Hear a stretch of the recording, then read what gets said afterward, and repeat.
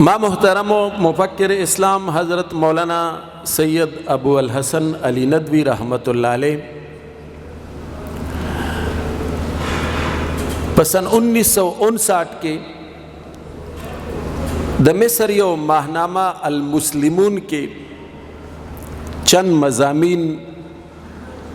शायशवल और बिया दगा मजलिस तहक़ीक़ात व नशरियात इस्लाम लखनऊ वाला तर्जमा कड़लो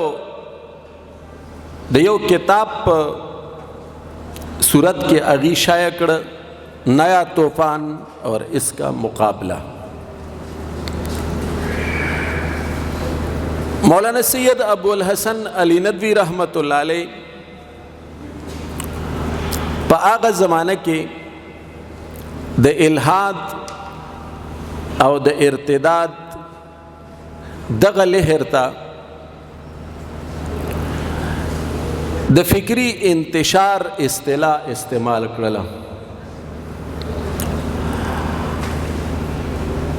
और अगो दा खबर मुंग तो पगुता कड़ा द तीर दवर द इर्तिदाद और द इल्हाद और द दी दवर और द इर्तिदाद और द इल्हाद यो बुनियादी फ़र्क दे आगा दादे चे पतीर दवर की यो सड़े बद अफकार व नज़रियात व अक़ाइद प दुनिया की मुल्हित उगरजिद या बेद इर्तिदाद लार इख्तियार कर नवा इस्लामी कम्युनिटी सरा कतई ताल्लुक़ उश ओडेर नापसंदीदा ब अगत कतले केदल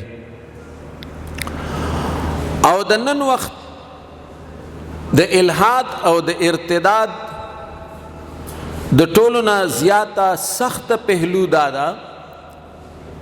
चिदे प इस्लामी मुआशरा प इस्लामी समाज प इस्लामी सोसाइटी के मौजूद भी और दखपल अफकार और दखपल नज़रियात व इशाअत कई बे आगयो बुनियादी खबर मुंग तासु तकई आगदा फरमाई चे ददी सदई तजदीदी कार ददी सदई तजदीदी अमल चिपदे दे उम्मत हालत बदले देशी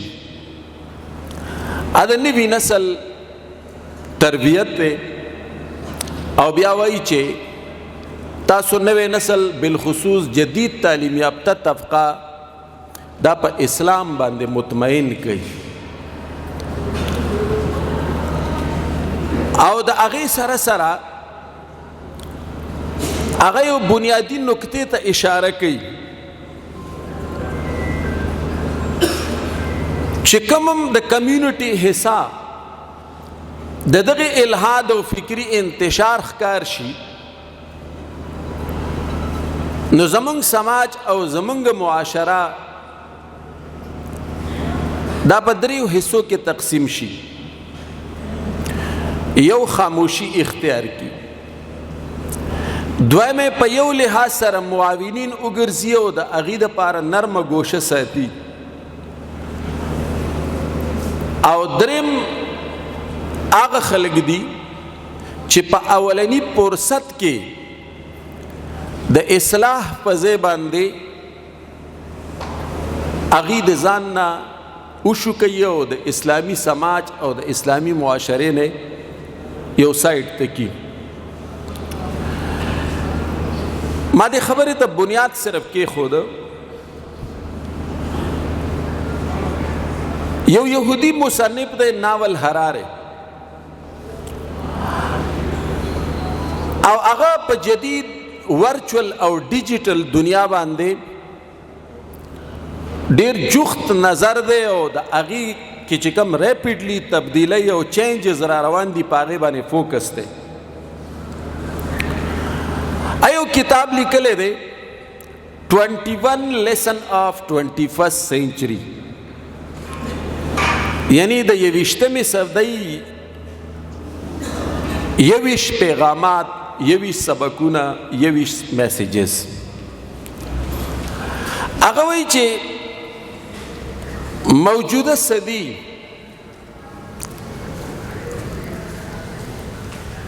دا د نوي نسل لپاره د کنفیوژن د تذبذب صدي ده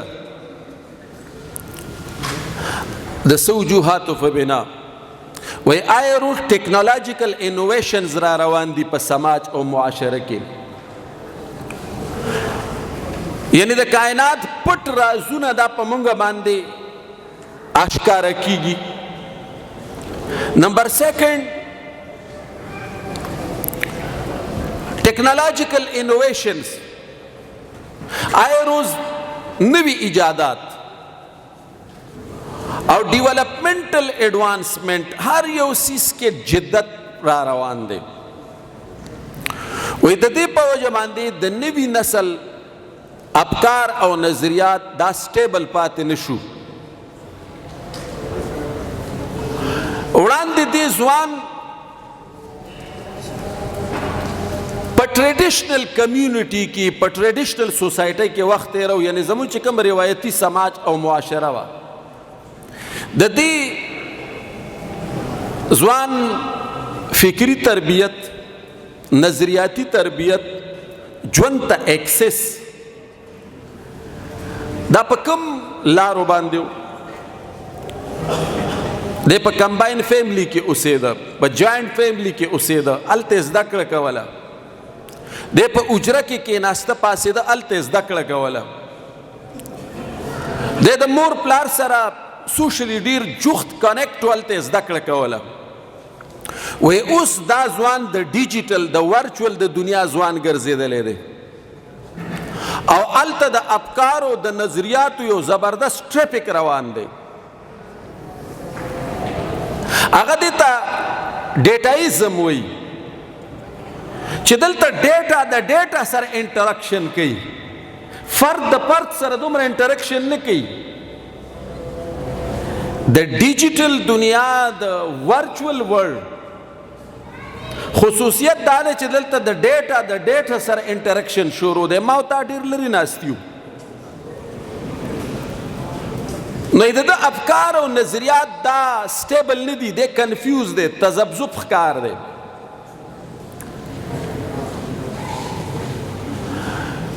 د دې وجې نه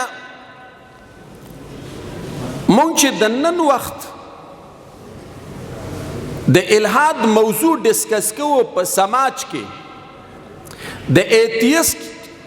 یا د ملحد نسبت کوو نو زه دې کې په ضمن کې او عرض کوم چې ډېر د احتیاط مظاهره به کوو درې قسمه ځوان دی دلته نمبر فرسٹ هغه چې هغه د اسلام د صالح فکر د لاندې ژوند تیروي نمبر دویم هغه ځوان چې هغه د ارتداد او د الحاد ښکار شوی دی کل کر په دغه صف کې ولاړ دی او دریم هغه نوجوان چې د کنفیوژن ښکار شوی دی تاسو که په حقیقي معنو کې د الحاد او د ایتیزم نسبت چاته کوي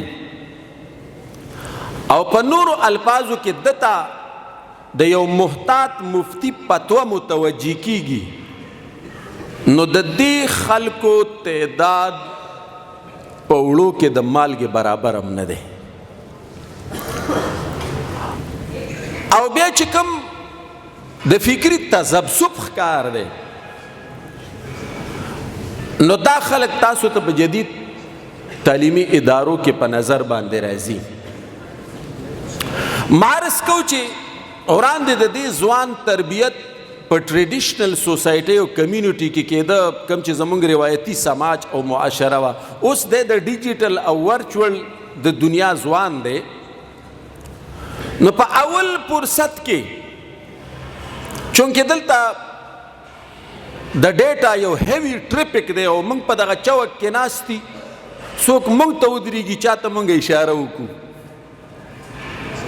نو په اولنی فرصت کې ورته موږ ته یا څوک ودرېږي یا ورته موږ اشاره وکړو دا اولنی پیز دی په دویم فرصت کې زمونږ سره انټریکشن وشي، دغه ګاډي ته وروخیږو یا زمونږ مکالمه وشي، یو شی زمونږ ذهن ته راشي. په دریم فرصت کې په دې مکالمه کې موږ مخکې مزل وکړو او موږ فکري طور متوجه شو دې سیز ته، او په څلورم فرصت کې موږ راشو د خپل ارد گرد او د ماحول د عالم سره مکالمه وکړو او د هغه جواب موږ مطمئن نکي. ما محترمو دې ځای نه فکري انتشار شروع کیږي. زه د دې بحث په دوران کې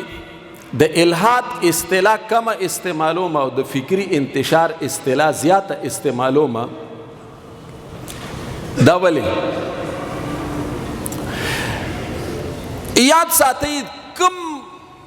نوجوان د کم فرد د کم انډیویجول متعلق چې زموږ ستاسو سوچ ډیولپ شي چې دا په دغه رخ په دغه ډایرکشن روان دی د الحاد او د ایتیزم،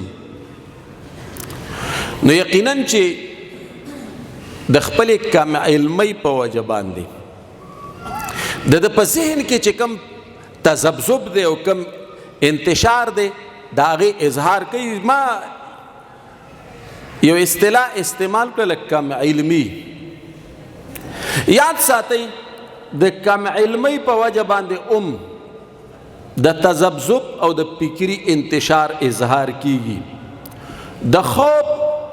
او د یری نه کیږي او د ډیر محبت نم کیږي. د کم علمۍ په وجه باندې مولانا روم رحمت الله علیه اسرائیلی واقعاتو نه دا واقع راچوته کړي. هغه چرواها، هغه شپونکې چې حضرت موسی علیه السلام سره مکالمه کوي او بیا موسی علیه السلام اوري چې الله رب العزت مې بیا مونته نو دی به ډېر ستړی شوی وي، زه به خدمت کوم، بیا به دا کوم دا کوم. اوس هغه چې د کم افکارو اظهار کوي نو دا خو د هغه کم علمي ده. نو د دغې کم علمۍ په بنیاد باندې د هغه وخت د شریعت حد په هغه نه دی جاري شوی. یا حدیث مبارکه کې یو مضمون دی د یو تائب د توبه کوونکي فضیلت بیانېږي چې یو سړی دی په ځنګل کې سفر کوي او هلته پې ټایم راغی او آرام یې کو چې راپاسېد، نه سامان سفر شته نه سورلي شته او په ده غنودګي راغله. بیا سملاست چې سترګې کولاو کړلې، سورلي موجوده ده، سفر سامان موجود دی او د ډېرې خوشحالۍ نه دا الفاظ په زبان راله چې اللهم انت عبدي وانا ربک. دلته په ده باندې حکم جاری کیږي نه. او یا یو حدیث مبارکه کې مضمون دی چې یو سړی د الله د یرې د وجې نه دا اظهار وکړ چې زه به د دې عذاب نه بشم، بس ما وسوځوئ چې زما ذره ذره والوځي. نو دا کم علمي وه. الله خو به دې قادر دی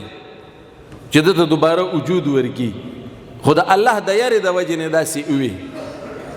نو د خوشحالۍ د وجې نه یا د یرې د وجې نه یا د کم علمۍ د وجې نه چې د فکري تذبذب یا د فکري انتشار اظهار وشي او د دې ځوان دننه پوټنشل داسې سپورټ کولی نشي. لکه تاسو وایي چې یاره زما موبایل کمزوری دی، دا سافټویر سپورټ کولی نشي، یا تاسو وایي چې یاره دا پلانې کمپیوټر پلانې پینټیم دا وینډو نشي سپورټ کولی. نو داسې په د انسانانو کې بعضې خلک داسې دي چې د کائنات پټ رازونه پې کولاو شول او روز په دې کائنات کې د ایجاداتو په نوم او د ایکسپلوریشن په نوم باندې څه روان نه دي. دغه سیستم یې برداشت کولی نشي. چې نشي برداشت کولی نو بیا مونږ سره لږ شانته کې گزاره دلته کول پکار دي.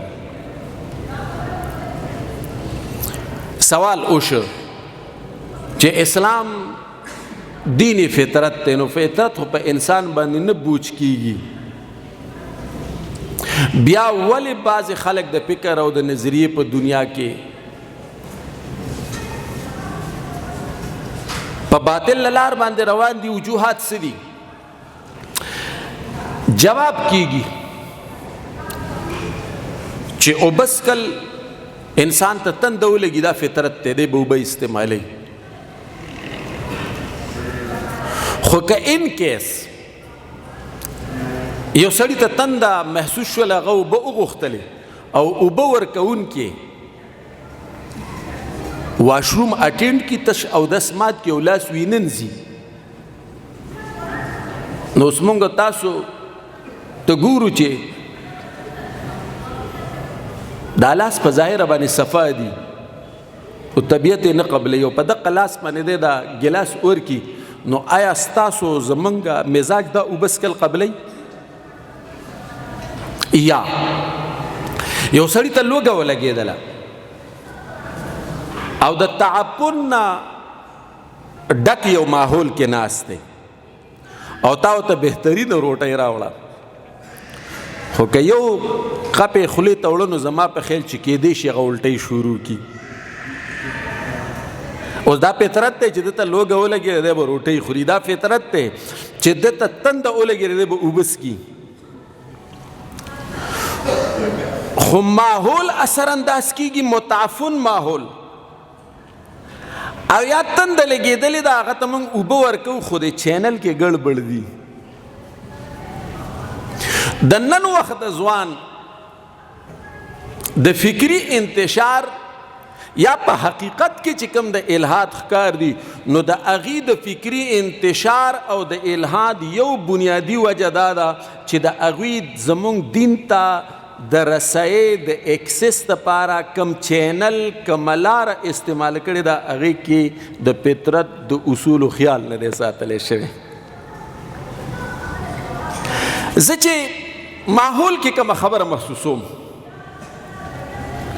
دې ته به چې مونږ ډېر لرې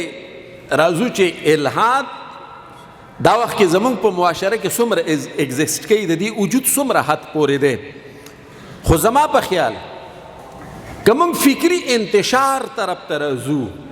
نو زموږ د معاشرې زموږ د سماج یوه لویه حصه په دې کې انوال ده او دې کې لوی دخل دې سیس ته دی چې موږ فطري ضرورت په غیر فطري چینل باندې پوره کوو. دا مین وجه ده. میبي چې زه د دې نه اخوا نور اسباب نور وجوهات بیان نه کړمه، مین وجه دا ده، مین وجه دین زما فطری ضرورت ته، خو زما ایکسس اولی ما تاسو ته آغاز کې وی چې دا ځوان په جوائنٹ فیملی کې اوسېده، د سره اجره وه، د سره بیټکو، د سره مسجدو، د سره سوشل یو کمیونټي وه، ای کې د ډېر څه زده کول. نن دی د ډیجیټل دنیا ځوان دی، الته د ډیټا د انفارمیشن د معلوماتو د اطلاعاتو یو هیوی ټریپک روان دی. دا ځوان هغه ځای نه افکار او نظریات ډیولپ کی او چې دلته راشي، نو دویم نمبر بجای د دې چې زه د سره د انتهایی همدردۍ او د شفقت اظهار وکم، زما د لهجې تلخي، زما د لهجې سختوالی دې زما نه نور لرې کی، ظاهره خبره ده دی به کم طرف ته ډایورټ کیږي، د ده مزاج به کم طرف ته ځان له د عافیت غېږه لټوي. نو ما ستاسو په خدمت کې عرض کوم چې دوه بنیادی وجوهات دي او مفکر اسلام حضرت مولانا سید ابو الحسن علی ندوی صاحب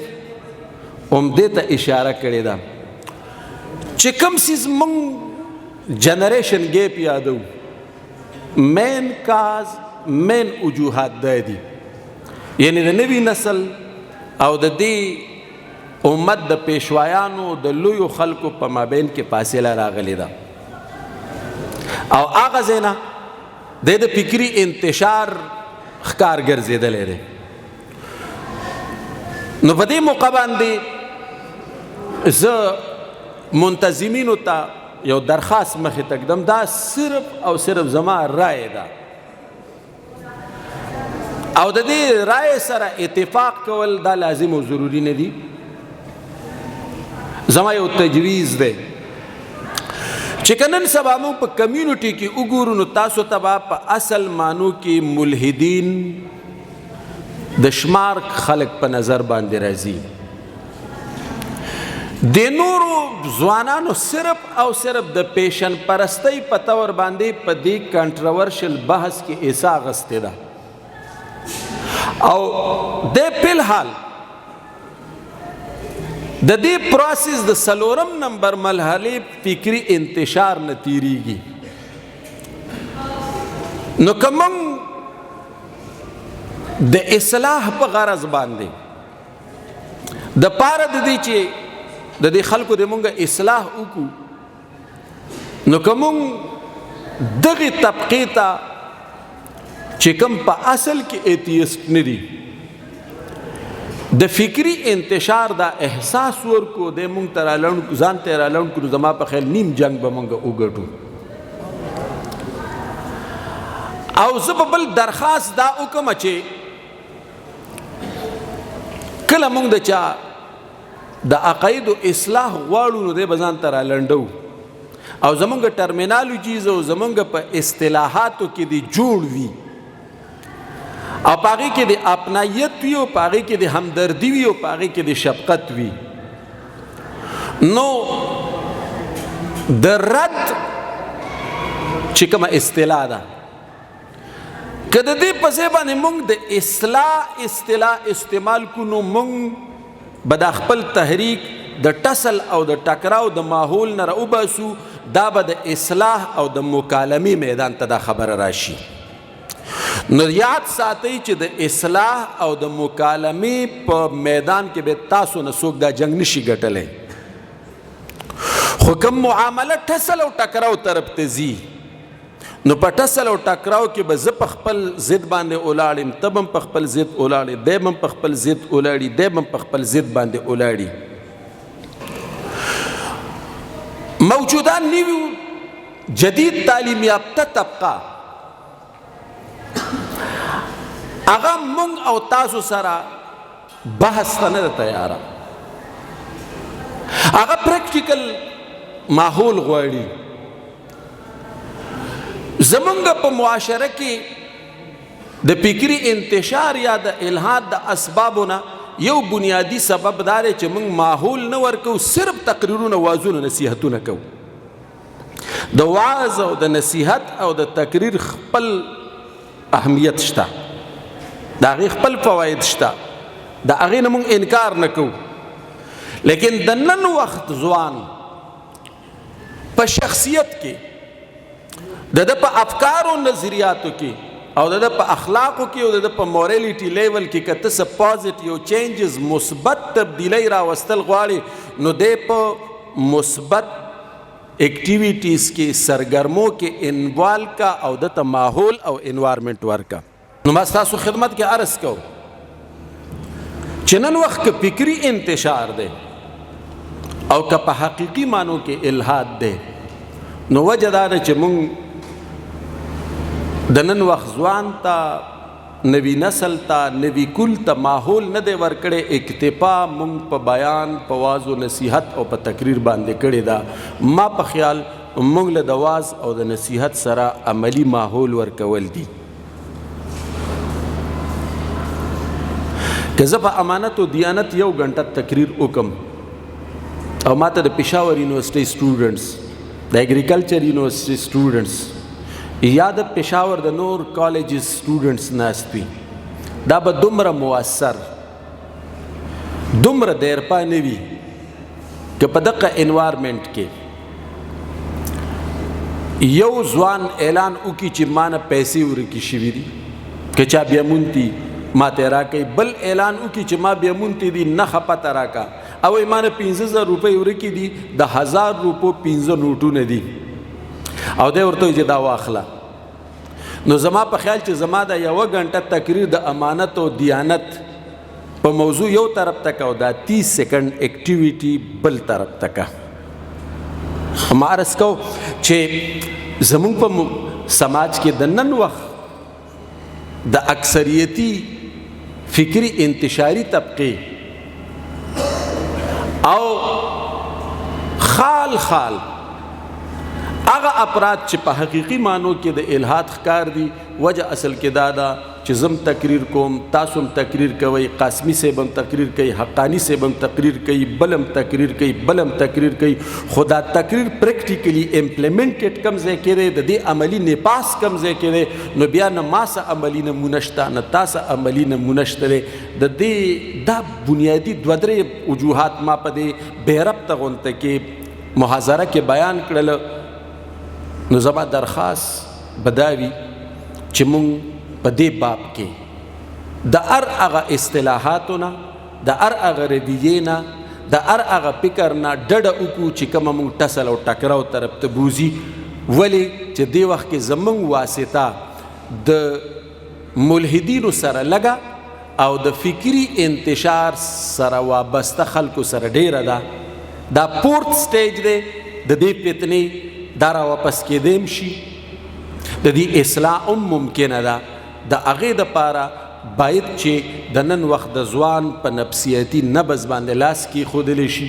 دې ځان ته رالنډ شي، زموږ دې په منځ کې چې کومې فاصلې دي هغه ختمې شي. ما جانبوج کر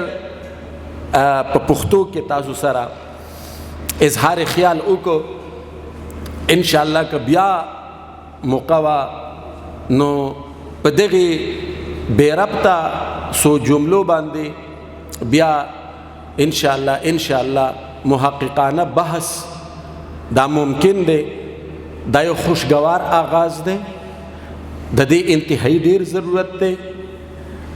بعضې خلک دا سوچ لري چې یاره دا خو تاسو د دې تشهیر په خپله باندې وکړو، نو مونږ د دې تشهیر نه دی کړی،